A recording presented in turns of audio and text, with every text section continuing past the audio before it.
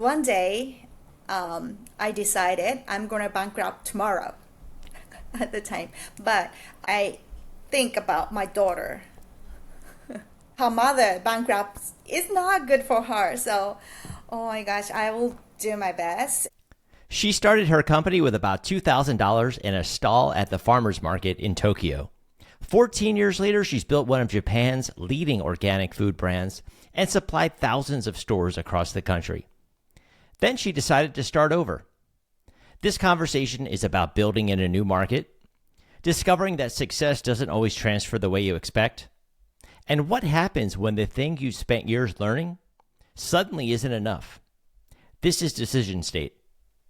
You talked about a specific situation, a period where you were raising capital, preparing for an IPO, bringing in senior executives because it felt like the company needed more structure. I wonder if we could start there and what was actually happening that made those hires feel necessary at the time.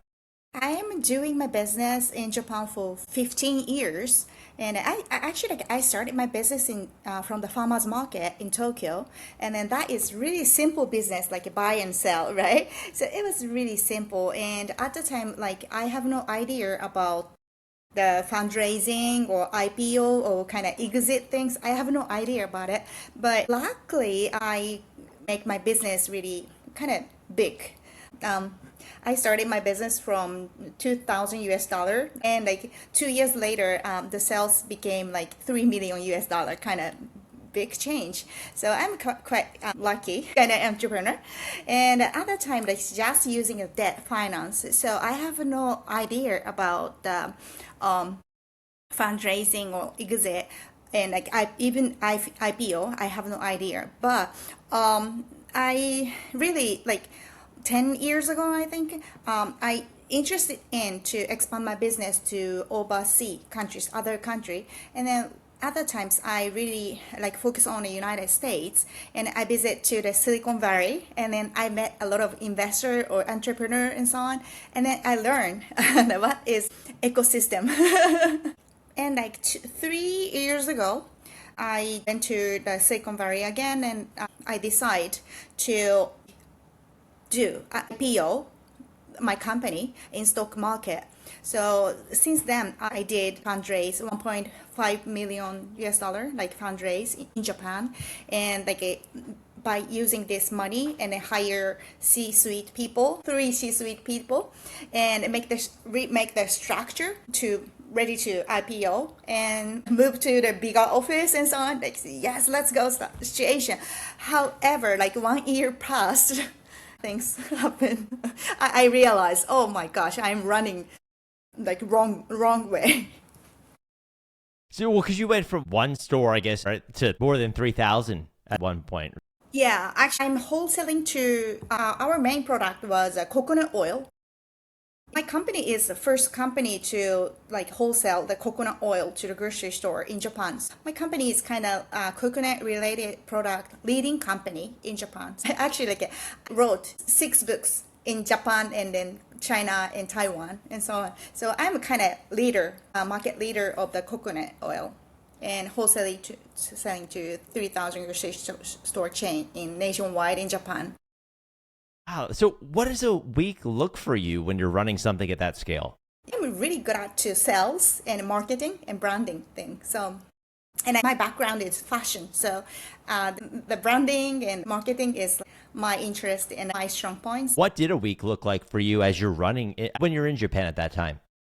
At the time, I just understanding simple business like buy and sell kind of thing. So, I'm really next to nothing about the professional financial person or for example compliance or those kind of professional thing is really next to nothing about me. So that is really a weak point for me. So I didn't know that, so I couldn't like vision like thinking the future or vision, global vision expansion and so on. But once I visit to Silicon Valley, boom, unlock my mind, and I know I can do anything if I want, and so on. Is that when you went to the Silicon Valley, you decided Japan wasn't big enough anymore? Or what was that decision to come to the States? Before I went to Silicon Valley, I was really kind of succeed businesswoman in Japan. However, like keep running this business more than 10 years, 20 years and so on. Nothing so different, more like stable. But and there's two things actually. I really curious if I work hard and globally, like based in the United States, where I will be achieve. I'm really curious about myself and like my future. And the other thing is, I really, as a mother, I really concerned about children or grandchildren's future, what they're gonna eat, or I really concerned about the food culture or environment stuff. So, and like my butter is really good solution for the future, much better future, I believe. So I really want to spread this butter globally as soon as possible for my children and my girl and the next generation. So these two is drive me. And like, yeah, I'm gonna do it. So you came to New York with your daughter, started over. What does a week look like during the first few months when you come to New York from Japan?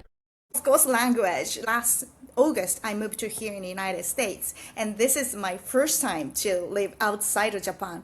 I'm a domestic person in Japan, so the pronunciation and the communication way is really hard for me. I can speak my thought, but it's kind of hard to catch the question or conversation. It's really fast, so it was really hard for me. But yeah, I am enjoying so much. Before I come to United States, I thought the business model is almost same between Japan and United States. The we like the food company make the product, really good product, and then wholesale to grocery store through distribution.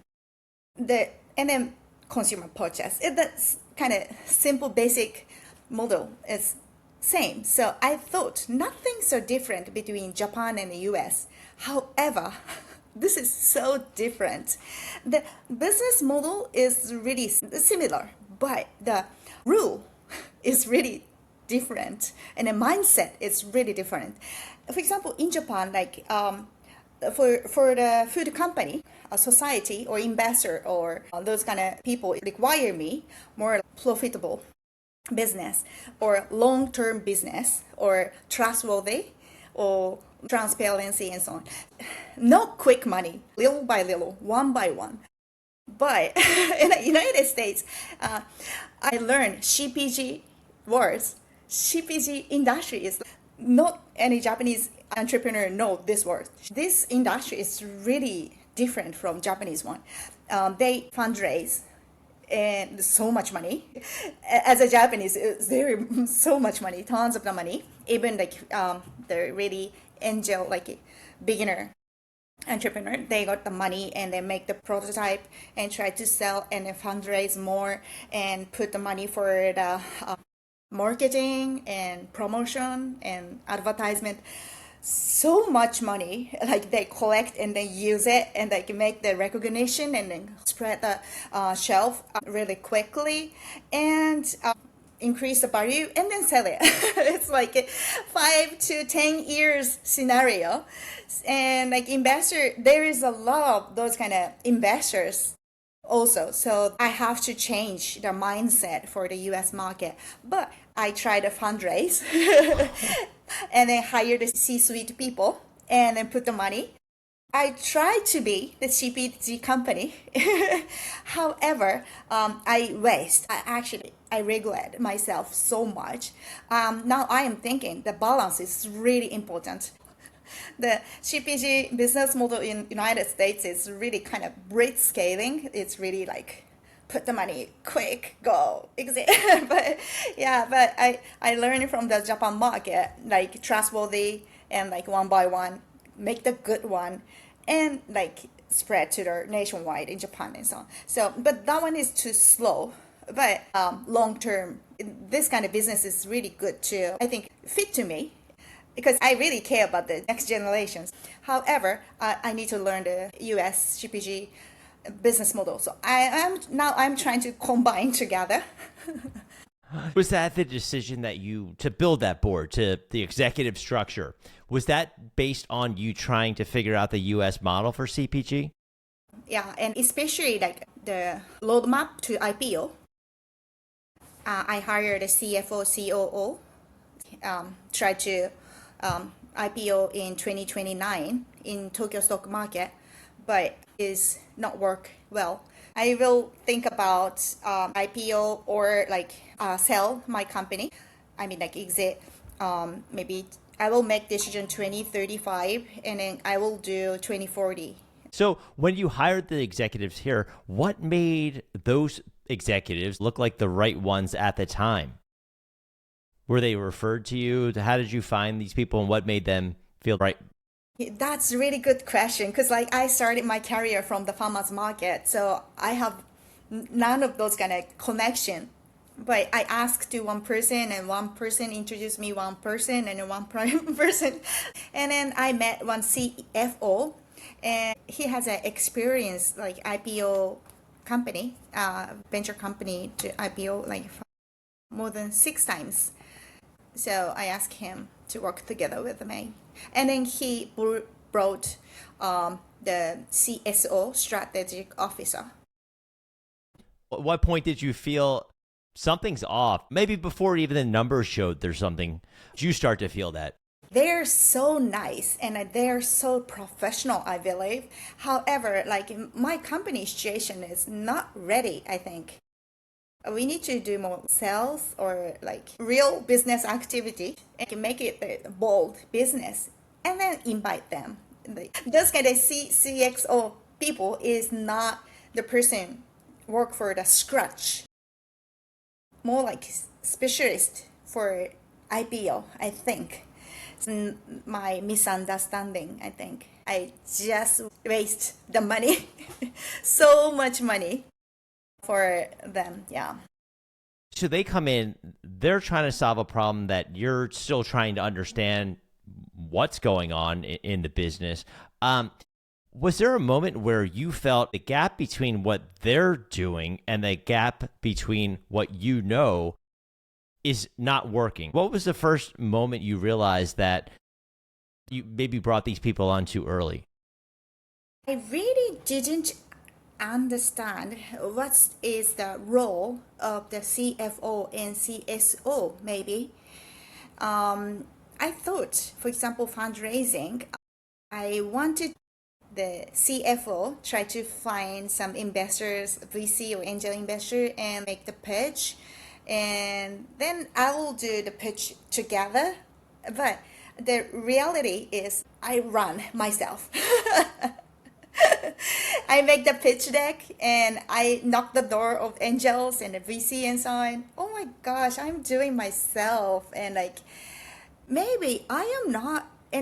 So at the time, I really need more communication and I didn't understand what the CFO is or I didn't much. I should tell them more what I want them to do and so on.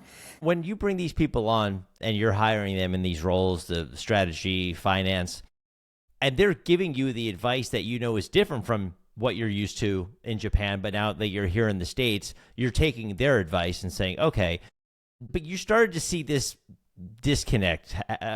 Was there something that was convincing you that they were right and it was going to correct itself? I learned a lot from them. But like, interesting thing is like now I'm focusing on really on the U.S. market and trying to expand the sales in the United States. Maybe at the end of this year we will spread our product to more than 1,000 grocery store chain in nationwide in the United States. So doing really good. And now maybe this summer I will start to think about hire the COO of my company. The expectation for the C-suite people and nowadays is totally different, like changed so much because of the AI, right? Game changer, AI is upcoming. So yeah, the what the C-suite people can do, I want C-suite person to do is quite like different, like change. The previous CFO, CSO people is really good at analyzing or make the strategy. But nowadays, like AI can do it, right? How much of that previous success made your assumptions harder to challenge? You've done this before in another country at a very high level, very successfully, but now you're trying to understand why that success not here. Why is it not transferring to the States? How much of that played into what you were doing here?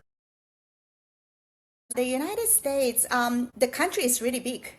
The scale, in good and bad, the scale is really hard challenge for me. For example, I launched my product in West Coast area, but end of this June, I will start to launch in East Coast area. In Japan, for example, like bring East Coast to West Coast inventory, move from here to here is really quick. It's like a small island. But here in the United States, it's really hard to like find a like distribution and like find a grocery store and like move the inventory from here to here and so on. And also their workers is also different. In Japan, like work as long as they can. In Japan, we cannot fire, but in the United States, the like this thing is really changed, like different from, and the workers' lights or those kind of thing is really different. So I'll keep learning. Financially, can we go back to a point where bankruptcy became a real possibility? What was going on at that time and happening in the company? I faced bankruptcy 4 times, like 3 times in Japan, and then one time in the United States. This February, actually. Wow. January to February. So part 3 bankruptcy in Japan is the cash flow. My company is growing really quickly and like leverage so much. And the cash flow is really uncertain. I started my business from the farmers market, but one day I realized, oh my gosh, a lot of people is like working for me and I am paying a salary and so much tax and so on. Like the purchase money is really huge. And then one day, suddenly the coconut oil boom ended. So I have to organize all the situation. Then like suddenly stop the order from grocery stores.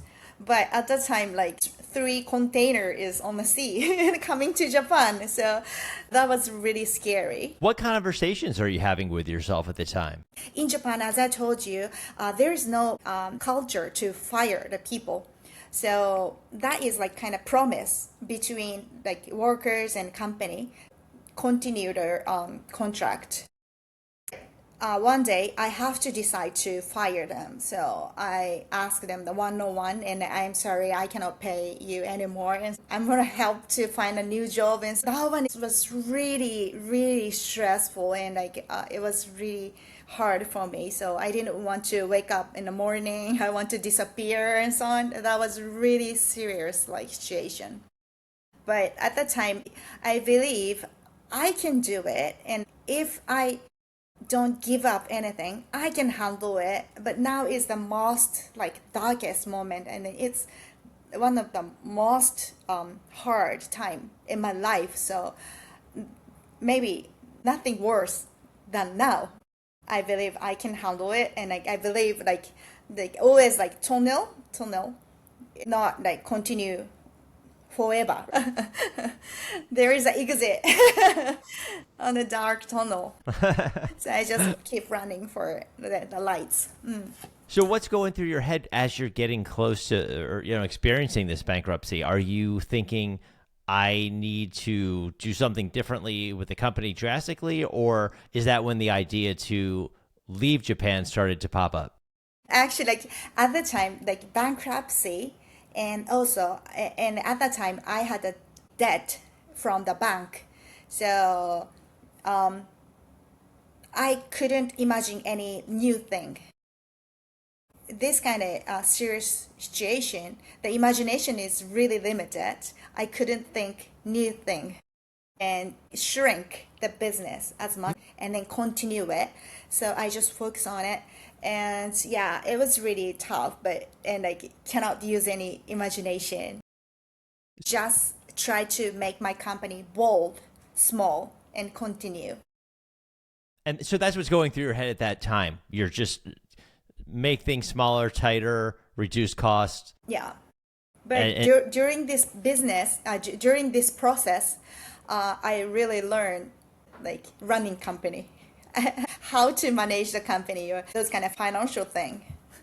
you have kids that are young at that point, and you're trying to balance everything with the business and making sure that you don't go bankrupt because you have obviously a family to support. So that has to be a lot on your plate at that point.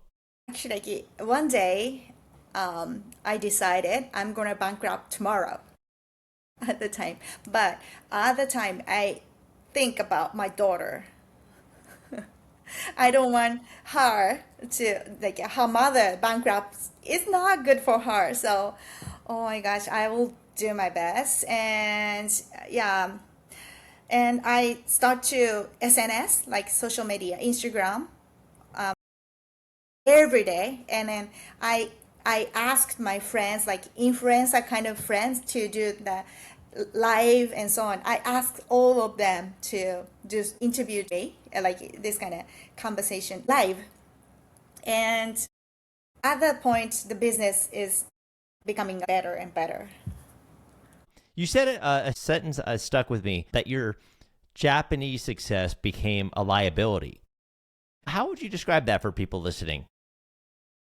For example, like in Japan, fundraise quickly and then do huge promotion and advertisement or nice party or something. It's kind of gamble. So gamble kind of company is it's really hard to get trust from people and like buyers and those kind of industry people. And even if the consumer feels so much money is running and like Japanese consumer is thinking what the hell why they are doing like that and so on, so they doubt where the money is from, or like maybe they're using so much money because they're cheating something. So like Japanese mentality is one by one, day by day, important for the trustworthy company.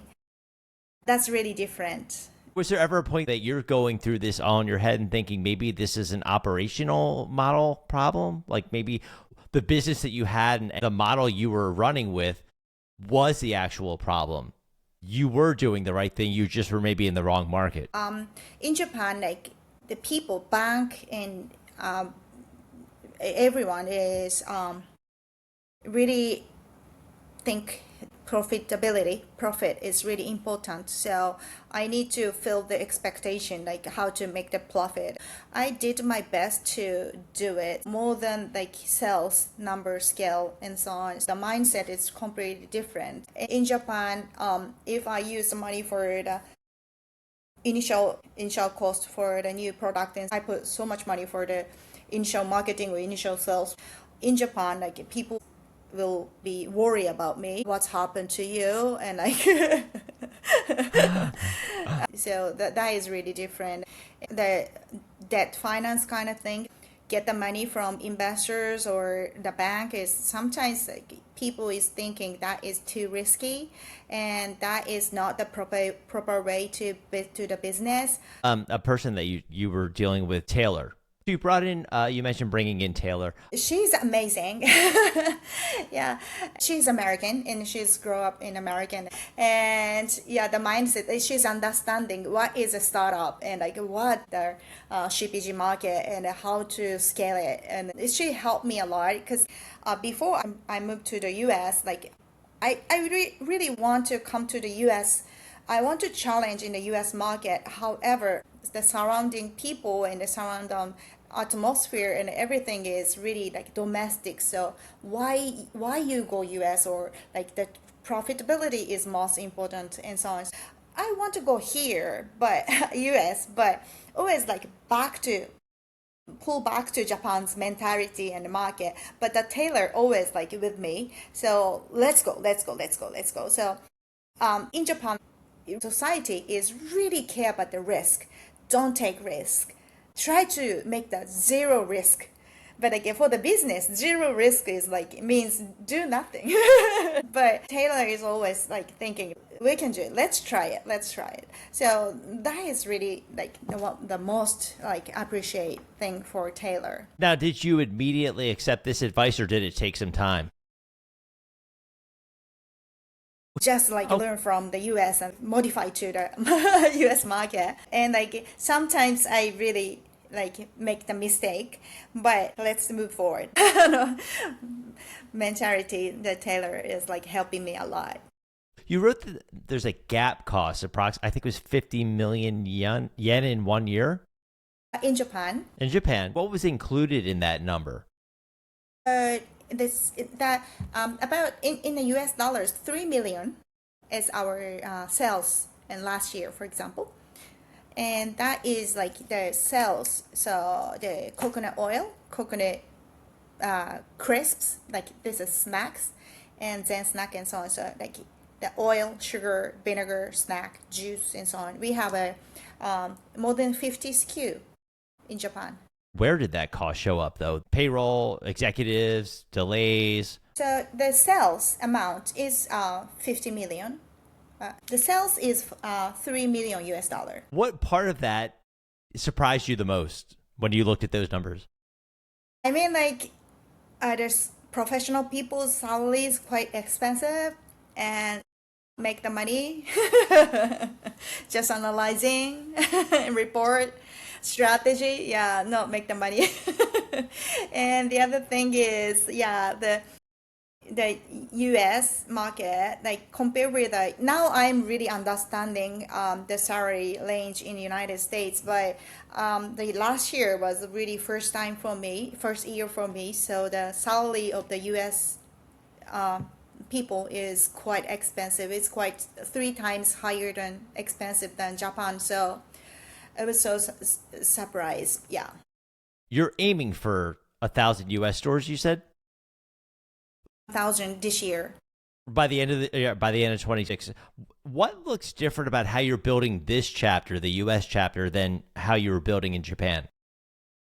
The business like is just sells. I mean, like spread my product to nationwide United States. Is both of the market is really hard.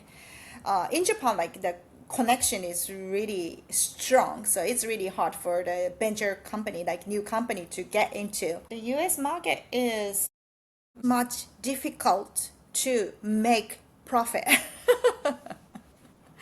Yeah. And like a lot of grocery stores and like distributor require me the promotion fee and so on.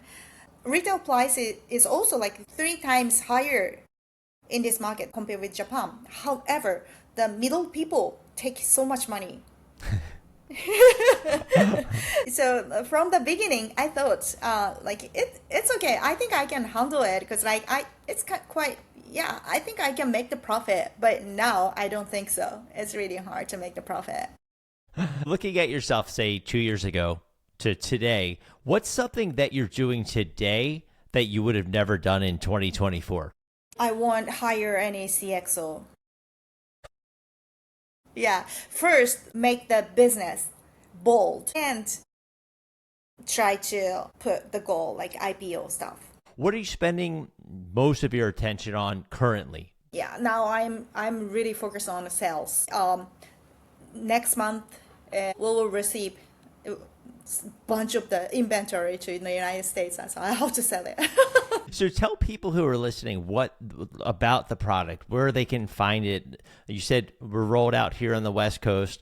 Your website, where people can buy it. Thank you very much. Like my hero product is better than butter. And this is plant butter, but like made of coconut and like tastes just like a butter. So amazingly texture and taste is just like a butter. So actually, I love butter myself. The person made the plant butter.